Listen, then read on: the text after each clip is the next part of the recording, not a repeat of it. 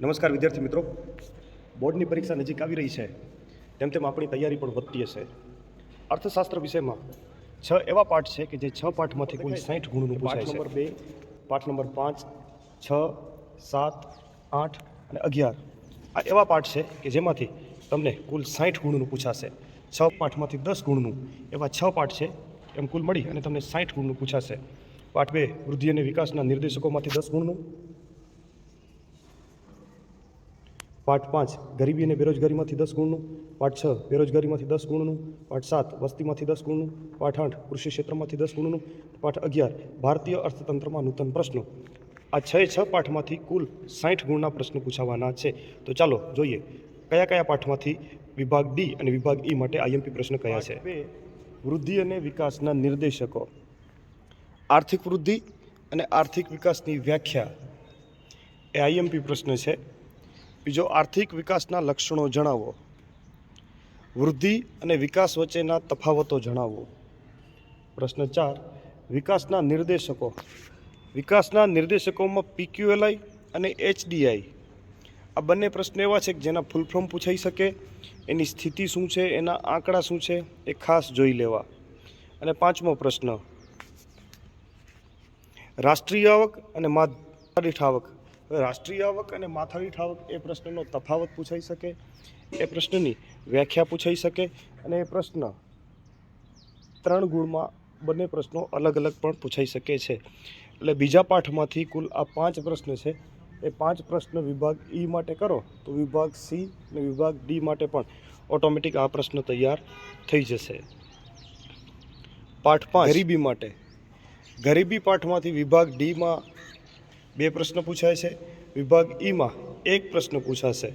આમ કુલ 3 ગુણના 2 અને 5 ગુણનો 1, આમ 10 થી 11 ગુણના પ્રશ્ન વિભાગ ડી અને ઈના પૂછાશે. 5મા પાઠમાંથી કયા કયા પ્રશ્નો આઈએમપી છે? તો એક નિરપેક્ષ ગરીબી અને સાપેક્ષ ગરીબીની વ્યાખ્યા. 2 ગરીબીના નિર્દેશકો. 3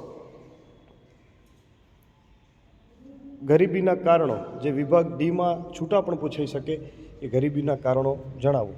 વિભાગ ડીમાં પૂછાય તો આપણને 3 ગુણ પ્રમાણે જવાબ લખવાનો. વિભાગ ઈમાં પૂછાય તો આપણને 5 ગુણ પ્રમાણે જવાબ લખવાનો. પ્રશ્ન 4 ગરીબી ઘટાડવાના ઉપાયો. વિભાગ ડીમાં છૂટા પણ પૂછાઈ શકે અને વિભાગ ઈમાં મોટા પ્રશ્ન તરીકે પણ પૂછાઈ શકે. 5 રોજગારલક્ષી કાર્યક્રમો. અલગ અલગ રોજગારલક્ષી કાર્યક્રમો છે એ 5 ગુણના પ્રશ્નોમાં પણ પૂછાઈ શકે છે અને વિભાગ ડીમાં પણ છૂટા છૂટા પૂછાઈ શકે છે, જેમાં નરેગા, મનરેગા, જનધન યોજના જેવી યોજનાઓ પણ એક વખત નજર ફેરવી લેવી. સરકારી યોજનાઓ ક્યારે શરૂ થઈ તે તારીખો એ 1 ગુણમાં પૂછાઈ શકે છે. MCQમાં પણ પૂછાઈ શકે છે કે યોજના ક્યારે શરૂ થઈ, પ્રધાનમંત્રી કૌશલ્ય વિકાસ યોજના ક્યારે શરૂ થઈ, આમ અલગ અલગ યોજનાઓ ક્યારે શરૂ થઈ એ પણ પૂછાઈ શકે છે. પાઠ 6 બેરોજગારીનો અર્થ અને તેના પ્રકારો જણાવો. બેરોજગારીનો અર્થ અને બેરોજગારીના પ્રકારો. વિભાગ ઈના પ્રશ્ન છે. વિભાગ ડીમાં માત્ર બેરોજગારીના પ્રકાર જણાવી અને કોઈ એક પ્રકાર વિશે ચર્ચા કરો, એ રીતે પણ પ્રશ્ન પૂછાઈ શકે છે.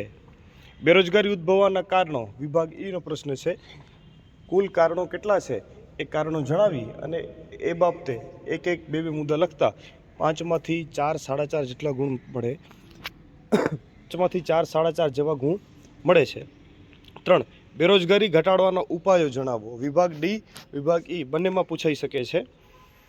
બેરોજગારીની સમસ્યા હલ કરવાની રાજ્યની યોજનાઓ.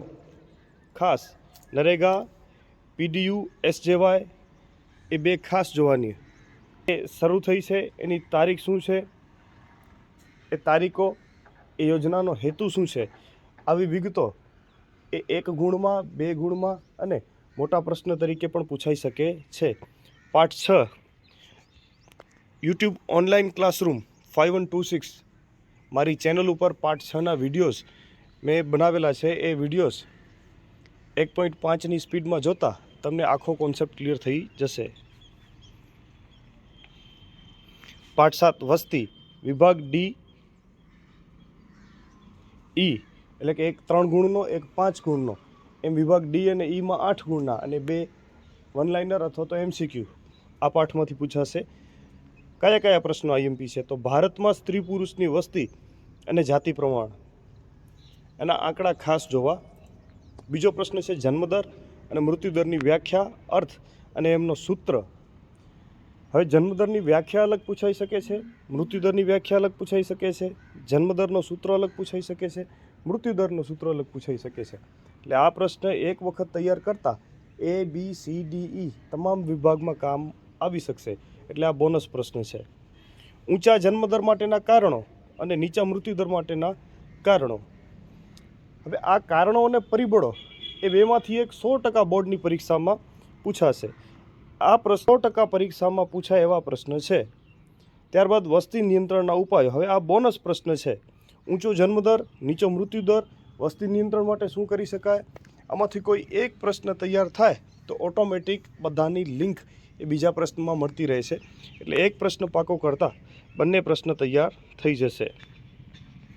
ત્યારબાદ પાઠ 8 કૃષિ ક્ષેત્ર. વિભાગ ડી અને ઈમાં એક 3 ગુણનો પ્રશ્ન પૂછાય છે, એક 3 ગુણનો પ્રશ્ન પૂછાશે, એક 5 ગુણનો પ્રશ્ન પૂછાશે. નીચી ખેત ઉત્પાદકતાના કારણો, જેમાં સંસ્થાકીય પરિબળો ખાસ વાંચવું. બીજો પ્રશ્ન છે ખેત ઉત્પાદકતા વધારવાના ઉપાયો, જેમાં ટેકનોલોજીકલ સુધારા છે, ખેતી ક્ષેત્રે થયેલા ટેકનોલોજીકલ સુધારા એ ખાસ વાંચવું. પછી 3 ગુણમાં પૂછાતી ટૂંકનોંધ, હરિયાળી ક્રાંતિ અને પાકની ફેરબદલી સમજાવો. આ 2 પ્રશ્ન છે, હરિયાળી ક્રાંતિ અને પાકની ફેરબદલી, એ વિભાગ ઈ માટે તૈયાર કરશો એટલે વિભાગ ડી માટે ઓટોમેટિક તૈયાર થઈ જશે. ત્યારબાદ આ પાઠમાંથી થોડાક ફૂલ ફોર્મ પણ પૂછાય છે, જે ખાસ એક વખત નજર ફેરવી લેવા. એક છે NABARD, RRB, LDB, Agmark, IADP, HYVP, CIBRC ને આઈકાર.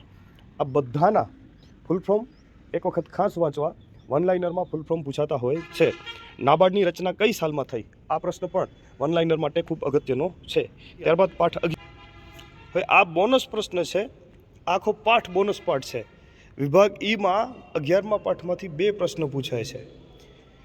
એટલે આ પાઠમાંથી 10 ગુણનો ખાલી વિભાગ ઈમાં જ પૂછાય છે. એટલે આ પાઠ આપણને ખાસ કરવા જેવો રહ્યો. સ્થળાંતરની વ્યાખ્યા આપી અને તેના પ્રકારો ચર્ચા કરો.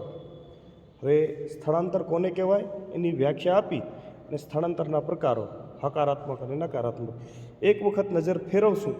એટલે આ કોઈ અઘરો પ્રશ્ન નથી, સાવ સરળ પ્રશ્ન છે.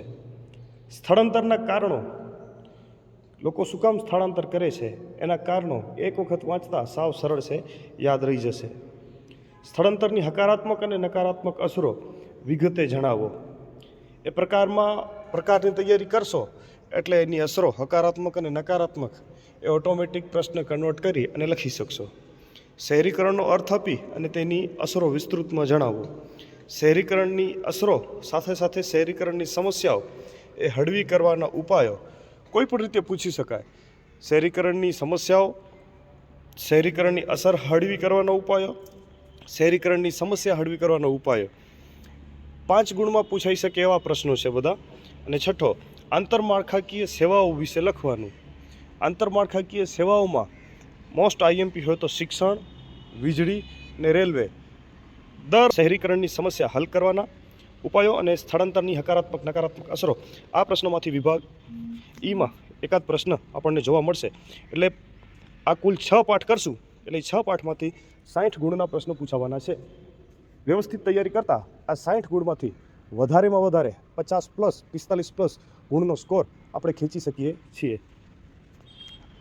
આ પાઠોમાંથી 2-3 પાઠના વિડીયોઝ મારી YouTube ચેનલ ઓનલાઈન ક્લાસરૂમ 5126 ઉપર નાખેલ છે. એ વિડીયો જોઈ અને તમારા જે મૂંઝવતા પ્રશ્નો હોય એ તમારા મૂંઝવતા પ્રશ્નો મને પૂછી શકો છો અને તમારા કોન્સેપ્ટ ક્લિયર કરી શકો છો.